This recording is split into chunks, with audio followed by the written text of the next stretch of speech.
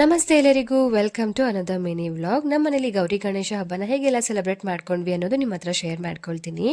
ಶುಕ್ರವಾರ ರಾತ್ರಿನೇ ಚಿಕ್ಕದಾಗಿರೋಂಥ ಗಣೇಶ ಹಾಗೆ ಚಿಕ್ಕದಾಗಿರೋಂಥ ಗೌರಿನ ಕೂಡ ತೊಗೊಂಡು ಬಂದಿದ್ವಿ. ಬೆಳಿಗ್ಗೆ ಬೇಗ ಎದ್ದು ಮನೆಯೆಲ್ಲ ಕ್ಲೀನ್ ಮಾಡಿಕೊಂಡು ಪೂಜೆಗೆಲ್ಲ ರೆಡಿ ಮಾಡ್ಕೊಳ್ತಾ ಇದ್ದೀವಿ. ಇನ್ನು ಮಕ್ಕಳಿಗೆಲ್ಲ ರಜೆ ಇರೋದ್ರಿಂದ ಅವ್ರಿಗೂ ಎಬ್ಬರಿಸಿ ಸ್ನಾನ ಎಲ್ಲ ಮುಗಿಸ್ಕೊಂಡೆ. ಅದಾದಮೇಲೆ ದೇವರಿಗೆ ಬೇಕಾಗಿರುವಂಥ ಪ್ರಸಾದ ಕೂಡ ರೆಡಿ ಮಾಡ್ತಿದ್ದೀನಿ.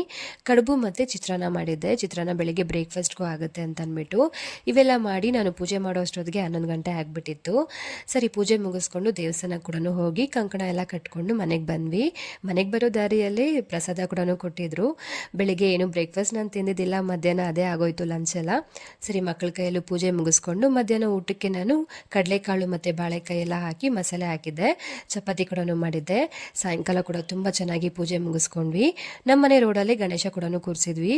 ನಮ್ಮ ಗಣೇಶನ ತಗೊಂಡೋಗಿ ಅಲ್ಲಿ ಕೂಡ ಇಟ್ಟು ಪೂಜೆ ಎಲ್ಲ ಮುಗಿಸ್ಕೊಂಡು ವಿಸರ್ಜನೆ ಮಾಡಿದ್ವಿ.